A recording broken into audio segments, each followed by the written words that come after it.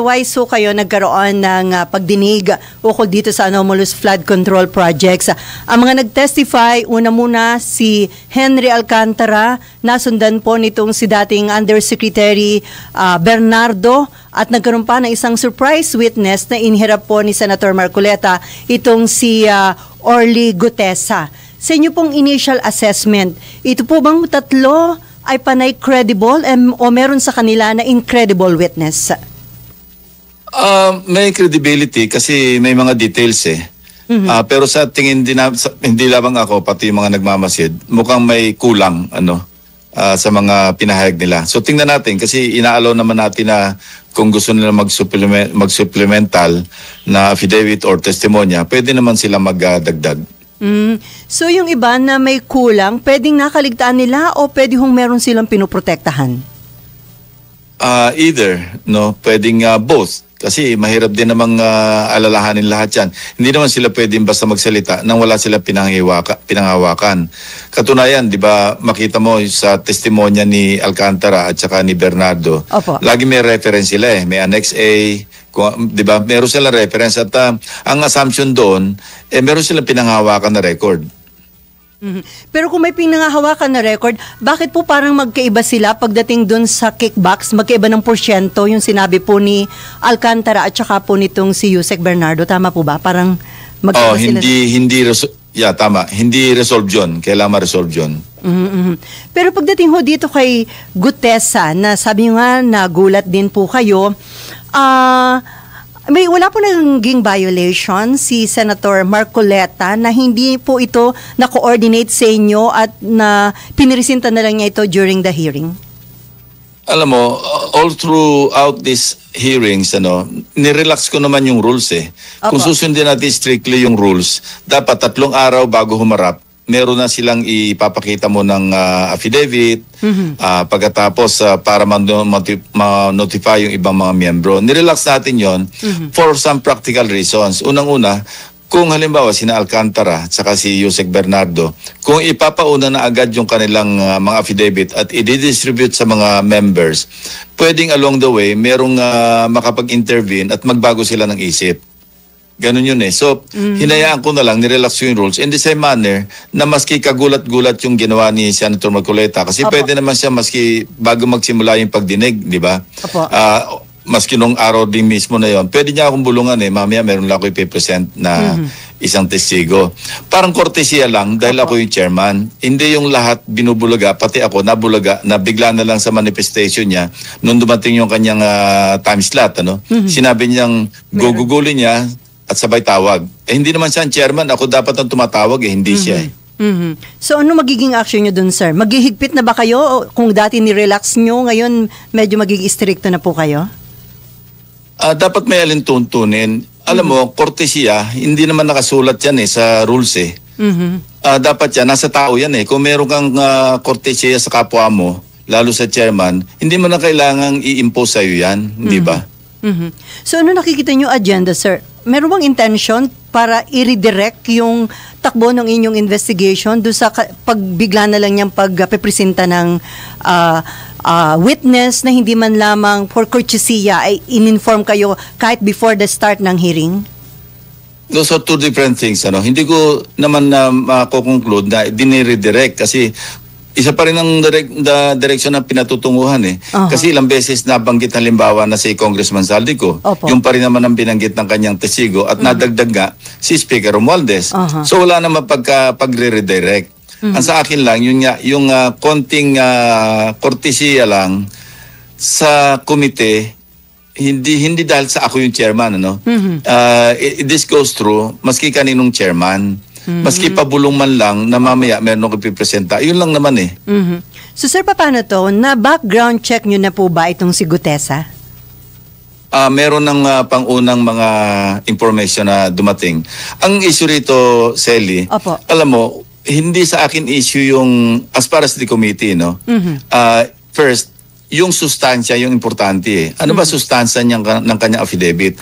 Side issue, yung whether or not napanotaryo ng tama o hindi napanotaryo o anuman ng usapin, iset aside natin yon. Ang importante, yung parehong affidavit, sinumpaan niya naman din sa harap ng komite. Hindi naman ito yung parang, kaya sa akin hindi masyadong issue yun, except, no, yung kung merong pagsisinungaling, assuming Opo. na totoo yung sinasabi ni Attorney Espera, na wala siyang partisipasyon maski doon sa pagnonotaryo, medyo merong isyung nakapaloob doon. Kasi tinanong siya ni Senator Marcoleta diretso, ikaw ba ang mismo nagpanotaryo? Sabi niya, opo.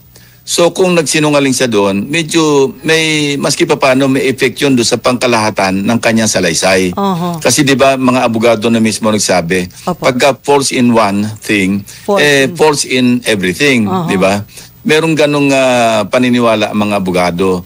So ibang usapin yun. Ngayon, yung kanyang affidavit, tingnan natin yung substance, ano?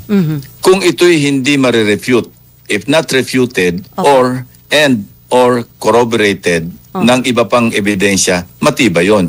Di ba? Hindi na na-refute pagkatapos meron pang corroborative na statements o kaya maski anong pieces of evidence, maski dokumento na nagpapatotoo. Halimbawa, yung mga yung sinasabi niya may chat group, kung meron siya may papakita na pag-uusap nila sa chat group na magdadala ng basura, medyo matibay yon. Pero kung standalone, salita niya yon, aligasyon niya yon. Pero sir, kung teka, yung bang abogado, itong si Attorney Pechi Rose Espera, may pangangailangan na paharapin sa Senate hearing? Kasi sabi kanina ni Senator Bato de la Rosa, baka dapat paharapin. Baka naman daw may nanakot dito, kaya biglang dinideny na siya yung nag-notaryo doon sa affidavit nitong si Gutesa. Hindi na, distraction yun eh. Alam mo, yung jurisdiction na pag-iimbestiga kung may violation sa mga notarized documents, yan ay jurisdiction ng executive judge ng Manila RTC. Manila RTC because ang opisina ng law firm ni Attorney Espera nasa Ermita.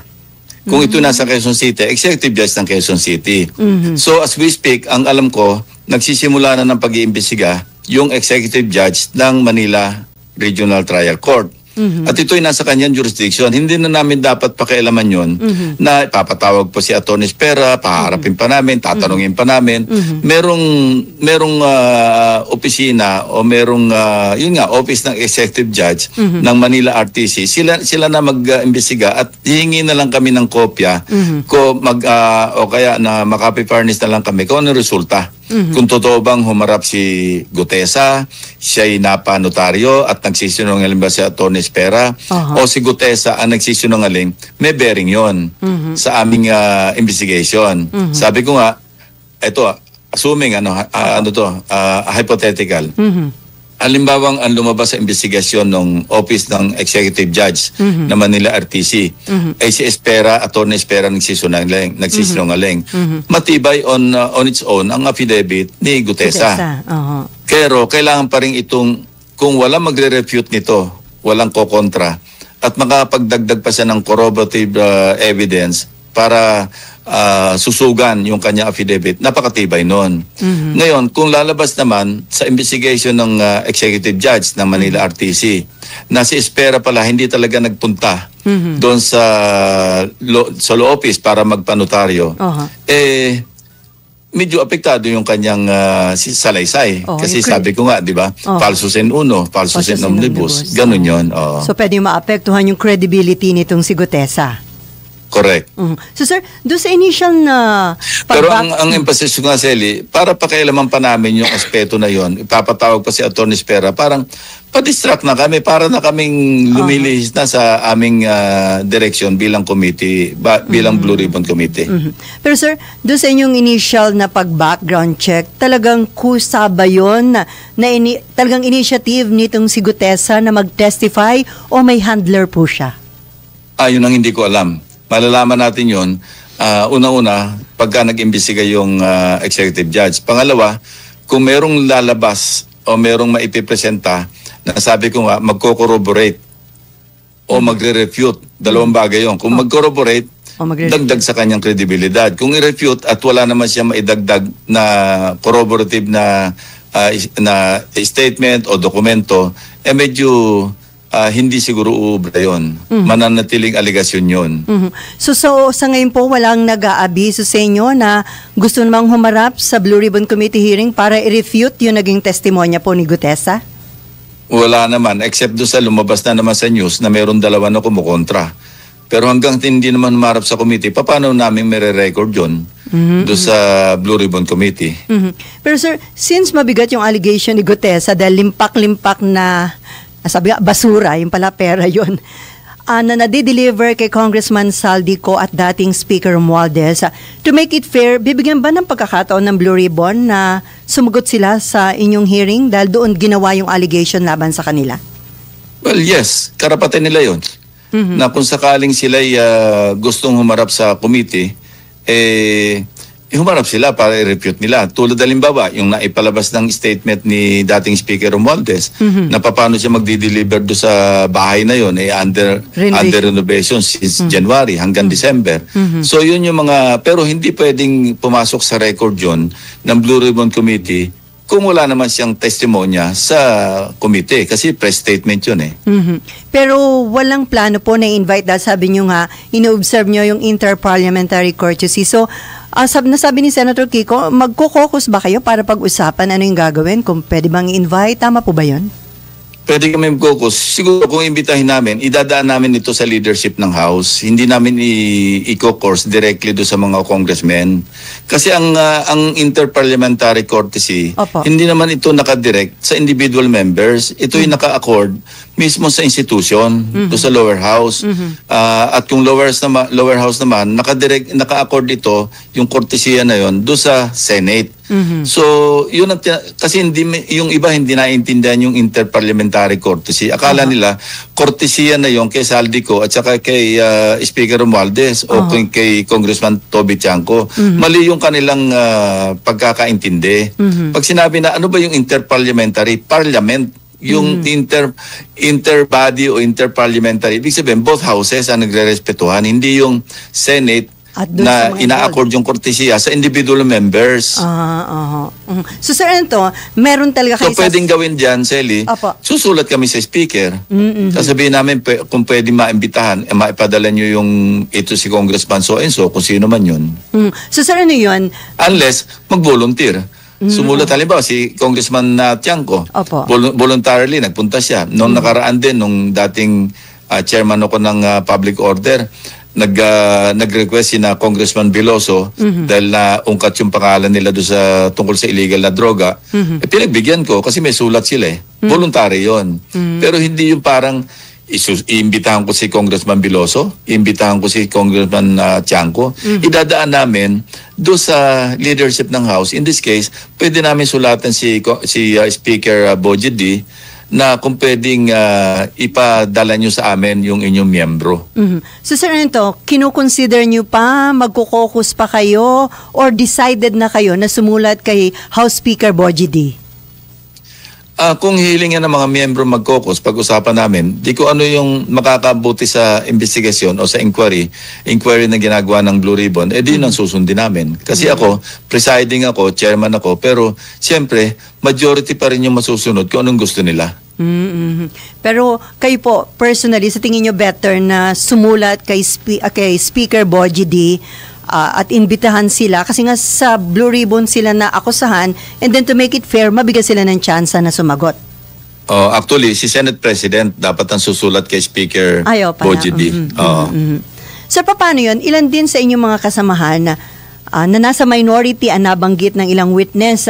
May pasabi po sila na gusto nilang sagutin dun sa Blue Ribbon hearing o mas gusto nilang sagutin na ito kasi nag-iimbestiga ang DOJ, Ombudsman, ICI, o meron pong iba na gustong sa Blue Ribbon din sagutin yung mga nag-i-allegation sa kanila? Ang sinasabi naman nila sa proper forum. So ang proper forum, yung talagang formal investigating body o investigation body. So sir, yung bang mga document, laptop na sinubmit nitong si Bryce Hernandez sa DOJ, na nabigyan ba kayo ng tsansa ng DOJ na makita po yun, masilip kung ano yung mga dokumento at nasa laptop nitong si Bryce Hernandez? Hindi na po? Hindi pa. pati nga yung dokumento na nakalap ni General Aplasca, yung Sergeant at Arms, pinadala ko na rin sa DOJ. Ayoko nang watak-watak yung ebidensya eh. Kasi wala namang issue sa akin kung sino magmamay-ari noon. Kasi maski sa amin napunta yon, eventually, ita-turn over din namin sa ICI yon. O kung kailangan ng DOJ, ibibigay sa DOJ. Nagpabago-bago isip kasi ng abogado ni Hernandez. Noong una, ang gusto, nakiusap sa amin kung pwedeng kunin namin i-retrieve namin yung mga dokumento. Noong nandun na, nagbago isip, teka raw muna, kukonsult sa abogado, gusto sa ICI. Pagkatapos ng pagdinig, tumawag si Secretary Remulla kay Senate President Soto at ang sabi naman daw na abogado sa DOJ na i-turnover. So nung sinabi sa akin ni Senate President yun, sabi ko, pati yung mga hawak natin, total sealed pa naman ito, ipadala na lang natin doon. Total, sila naman yung talagang magpo-prosecute niyan. Yung evidentiary value niyan, mas importante sa kanila. Ngayon, kung na-forensic na nila, at meron na silang kopya, palagay ko bibigyan na lang kami ng kopya rin para maisama namin doon sa aming ginagawang inquiry in aid of legislation. Kasi di ba mukhang kailangan nyo rin magkanong kopya nun para mas epektibo kayong makabuo na kinakailangang legislation para kung ba makita nyo ng buo yung sistema nung nangyari po na corruption pagdating dito sa flood control. So parang kailangan nyo rin po yung mga documentary evidence na yun, sir? Totoo. Sir, may patanong si Mark Kayabyab ng Philippine Star. Ito bang si Orly Gutesa ay liable for perjury? Since sinabi niya sa hearing na tama yung notaryo ng document niya pero dinisoon naman ng lawyer yung pirma niya sa sworn affidavit. Kung mapapatunayan talagang nag-lie siya at totoo yung sinasabi ng lawyer ni Attorney Espera na hindi niya nakaharap, hindi humarap sa kanya, pwede siya makasuhan talaga ng perjury. Kasi under oath, sa Blue Ribbon, sinabi niya na siya mismo ang nagpanotaryo. And then you are suggesting pwede namin siyang i-recommenda na mapaila ng perjury. Kasama sa rekomendasyon na gagawin ng committee yun. Pero kung siya naman nagsasabi ng totoo, tulad na siya nabi ko kanina, walang problema sa amin. And then nabanggit niyo daw Manila RTC is, you are suggesting po na doon mag-file ng kaso? Tama po ba? Hindi. Yung jurisdiction, pagka mayroong violation sa mga notarized documents, jurisdiction yun ng executive judge. I repeat, hindi basta Manila RTC. Executive judge ng RTC, whether Manila, in this case, jurisdiction ng Manila kasi ermita yung address ng notaryo publiko. Meron sila talaga kasama sa function ng executive judge na mag-imbestiga kung mayroong nakikitang violation sa mga notarized documents. Gano'n kasimple yun. Okay.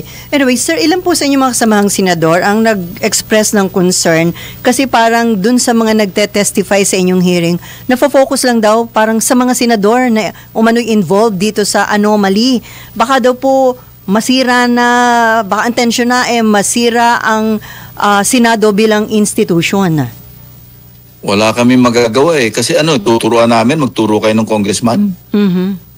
Nagte-testify sila, siguro tanungin na lang ng mga miyembro, natanong na rin to, bakit walang congressman? Ang sabi ni Bryce Hernandez, kasi hindi pa nabubuksan yung kanyang computer, naandun daw yung mga pangalan ng congressman. O kung dumating yung panahon na nabuksan yung computer at mag-testify si Hernandez na ito yung pangalan ng mga congressman, di masasama sa record ng committee yon. Pero hindi para sa amin na pilitin namin yung mga resource persons. Bakit walang congressman dyan? O magsama kayo ng congressman. Hindi naman, it is not how it works. Yung kay Diskaya, may mga pinangalanan siyang congressman. Part na ng record ng committee yun. So, kumbaga, walang basihan yung ganung concern ng ilan yung kasamahan na bakit parang nafo-focus lang sa mga senador? Hindi, concern yun kasi nga ang Senado is an institution which they belong to, di ba? Kaya concern nila yun, pero hindi sila nagrereklamo kung bakit walang congressman. Concern yun, iba yung concern, iba yung kino-question. Siyempre nako-concern sila bakit nababuntun sa Senate. Pero galingan na lang namin yung pagtatanong na hindi naman parang obvious na pinipilit namin yung resource person na magsama ka ng congressman.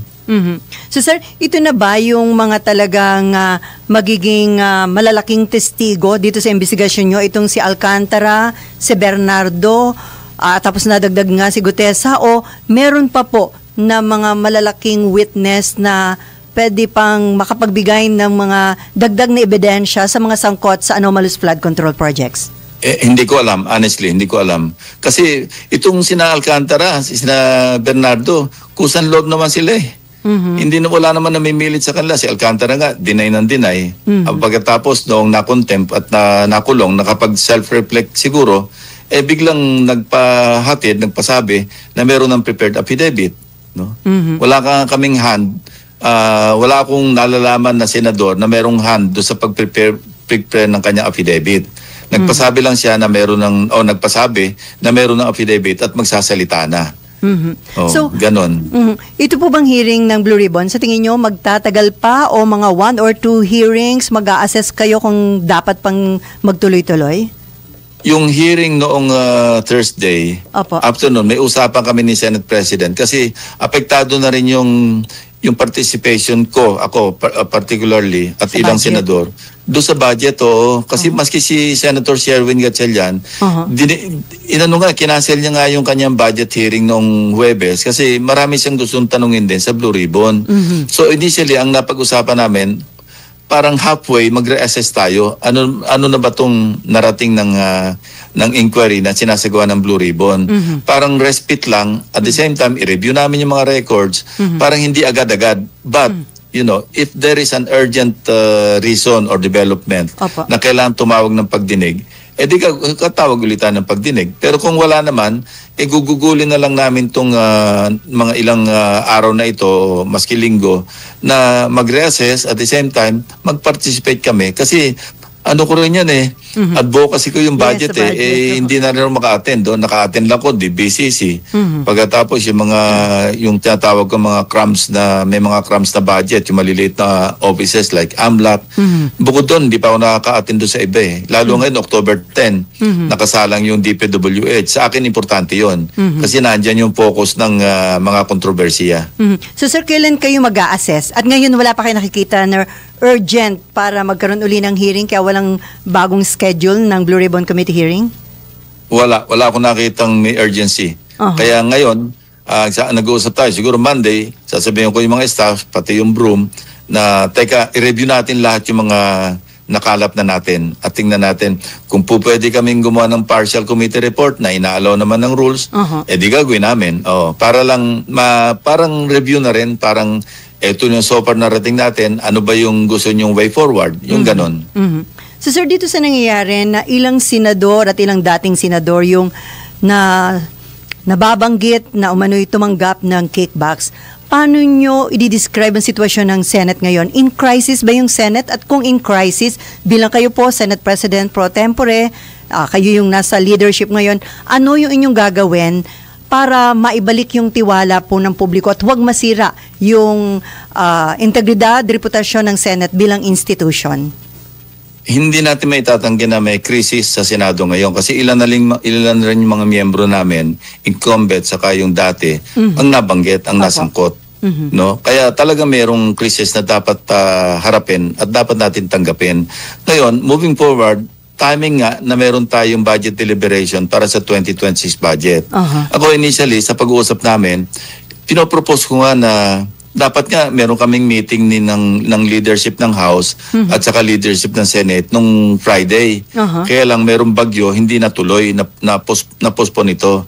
Dapat sana mag-uusap-usap kami, Senate President Soto, ako, si Majority Leader, Minority Leader, at saka Finance Committee Chairman. Sa kabila naman, Speaker, Majority Leader, at saka si Appropriations Chairman. Ang intention sana, pagka nagkaharap-harap kami, mananawagan ako ng self-restraint na kung pwedeng, wag na natin panghimasukan na mag-insert tayo sa budget ng DPWH, lalo na doon sa mga local infrastructure projects, na kung saan ang jurisdiction o yung level ng authority nasa district engineering offices. So yun ang aking gusto i-suggest para mabawi naman yung parang meron tayong ginagawa na remedial measures, corrective measures para wag na kami makialam kasi alam mo, Sally, napakapangit nung natuklasan pa natin na leadership fund doon sa National Expenditure Program. Di ba? Bakit kami makikialam doon sa budget proposal, aka National Expenditure Program. Yun ano pa lang yun, preparation pa lang ng budget yun, wala pa sa legislation o yung authorization phase. Hindi ba? So, doon pa lang pangit na improper na At tapos, di ba, doon pa lang daw, sa NEP pa lang, may kumukuha na ng advancer, di ba? Oo nga. Napakapangit. Kasi identified na nila kung sino-sino nag-insert sa NEP. Kasi may pinag-uugatan lagi kaya nabanggit ko na nga rin to na ang original sin dito, Congress Yung, kung walang insertion, walang paglalaruan yung mga district engineering offices. So sir, malaking challenge ba yan sa inyo ni SP Soto? The mere fact na ikaw yung Blue Ribbon Committee Chairman, SP si Tito Sen, at dito nangyari yung nabulgar itong katiwalian, ano yung pwede nyo gawin? Kasi parang ang taong bayan naghahanap, ano yung gagawin to make sure na hindi na po ito mauulit? Yun na nga, tulad ng sinabi ko, dapat mag-reform kami dito sa, at least magsimula kami sa 2026 budget. At sabi ko nga, tama yung timing kasi nga, under deliberation ngayon yung budget ng 2026. And then, sa budget lang po ba, dito ba may nakikita rin kayo na kapalpakan ng DBM, sir? Or, meron. Kapalpakan meron. At saka parang pagiging inefficient ng DBM? Hindi naman, pero maski pa paano, merong sabihin nating may negligence, Kasi yung unprogrammed appropriations, paano ito nahugot at napunta sa infrastructure project na lalo pa nga nasa level ng authority ng district engineering offices. Nakita na natin ito sa aking unang privilege speech do sa Oriental Mindoro. 'Di ba yung isang congressman doon, saan siya kumuha ng budget? Sa unprogrammed appropriations. Medyo stricto yung patakaran diyan. Merong excess revenue, may accompanying revenue measure, pagkatapos may approved loan. Mahirap humugot diyan. Ang problema nga sa 2025 budget pinag-juggle yung mga pondo, yung mga appropriations from the regular budget nire-align papuntang unprogram. Yung unprogram nilagay sa regular. Ginulo-gulo na. So, ewan ko kung bakit naging, meron akong guess na kung bakit tinambakan nila ng katakot-takot na budget yung DPWH. Sinakripisyo na nila yung DepEd o yung education sector. Kasi nandun yung suki nila nahirati na sila, na nandun yung mga kickback, nandun yung pagkakakitaan. So sinagad na nila yung pondo ng DPWH. Na ito na nga yung sinasabi ni Congressman Toby Tiangco na kinagalit ng Pangulo. Kaya nga ang daming nabito tapos ang daming naka-FLR. So nasasakripisyo yung national program, yung flagship program ng ating yung mga hindi lang flagship, yung buong programa ng national government na-sacrifice na kasi pinakailaman ng mga congressmen, pinakailaman ng mga senador. So sir, kayo talagang kasi ang hinihintay ng taong bayan na galit, may mangyayari, may magandang ibubunga itong mga investigasyon na ginagawa ninyo? Yes. Gagawa namin ng paraan na may magandang maibunga to. Alam mo, Sally, idagdag ko yung nakakita ko ng dokumento kung magkano yung insertion. At least, initially nakita ko sa Senate pagkalalaki yung sa NEPMAN ito o hanggang sa BICAM. Talaga malulula. 2025 budget, sir. 2025 budget. Sa 2025, okay, yes. Yung iba naman doon, naka-FLR. Mabuti na lamang at hindi nirelease na Malacanang. Pero, daang bilyon Pero may ilan po na na-release na rin doon? Yun ang hindi ko alam. Pinag-aaralan ko yung yung document. Na-share ko lang ito kay Senate President. Pero nakita namin doon listahan ng mga senador na pagkalalaki ng kanilang na-insert. Sabihin na natin na-insert. Malaki. Unprecedented. Sir, the same senators na nababanggit po doon sa hearing ng Blue Ribbon ang nag-insert? Well, sabihin ko sa 19 Congress, halos lahat. Lahat sila may insertion. Pero hindi naman lahat. Ay ko sa bagay, ang sabi kasi ni Senator Chis Codero, ba't pag-iinitan itong 2025, hindi pa naman daw na-implement? Parang gano'n. Totoo. Totoo. Kasi na FLR na for later release Kung hindi, kung lumusot yan, pagkalalaki. Mahigit ang bilyon. Buti na lang naagapan kung hindi laki na naman ang pera natin na baka napunta lang sa bulsa. Kaya nga sabi ko, Sally, parang divine intervention. Bakit ba nagkasunod-sunod si Crising, si Dante at saka si Emong? Di ba sinabi ko na yan, parang parang nag-interview na yung nasa itaas. Masakit man pakinggan. Kaya at saka 'di ba yan din ang parang nagbunsod sa Pangulo na sa SONA ibanggitin niya. At yan ang nag-trigger lahat-lahat. Tama-tama naman kami, nagre-research na kami tungkol sa flood control. Naging parang yung mga staff ko, yung mga parang lalo silang, wag na natin sabihin na-motivate. O sige, na-motivate kasi parang galit na rin sila eh. Kaya maski bumabagyo, sinugod nila yung bagyo kasi gusto nilang makita rin yung kung ano yung katotohanan sa ground. So kaya nagkasunod-sunod eh. Nakadalawang privilege speech ako, tapos mayroong blue ribbon. Yan nga ang lumabas. So hindi na sana ito nangyari kung nag-self-restraint o kaya nabawasan yung greed ng mga mambabatas. Kaya lang hindi nabawasan, parang tumindi pa ho yung grid. Kasi nga nawili eh. Sir, bilang panghuli, nag-resign si Mayor Benjamin Magalong bilang consultant ng ICI. Any comment? Malaking kawalan po ba siya? Or tama lang na nag-resign siya dahil may mga nagsasabing may conflict of interest? Ang pagre-resign kasi, tulad ng inhibition, personal decision yan na dapat igalang. Ayoko na mag-comment at baka magkaroon pa ng intriga na hindi ko naman alam kung ano talaga dahilan. So pagka hindi ko alam, ayoko makialam. So hindi pa ho kayo nagkausap ni Mayor Magalong? Hindi, wala kaming pag-uusap na after he resigned, wala. And before he resigned, wala rin. Pero sana, malaki ang may tutulong niya, sir, no? Kung nando pa rin siya sa ICI? Well, sa training niya as an investigator, magaling siya investigador eh. Tapos ako, naniniwala ako sa kanyang integridad. Kaya sayang din talaga na nag-resign siya. Pero sarili niyang decision yun eh. Dapat irespeto natin dahil yun ang naging decision niya. For whatever reason, sa kanya na lang yun. And then panghuli, sir, may info daw ba kayo kung na-approve na yung parang release ni dating Pangulong Duterte? Meron ba kayong tatanggap daw na info? Wala naman. Yung interim release, wala naman. Okay. Naku, on that note, marami pong salamat, Senator Ping. Thank you, Mare.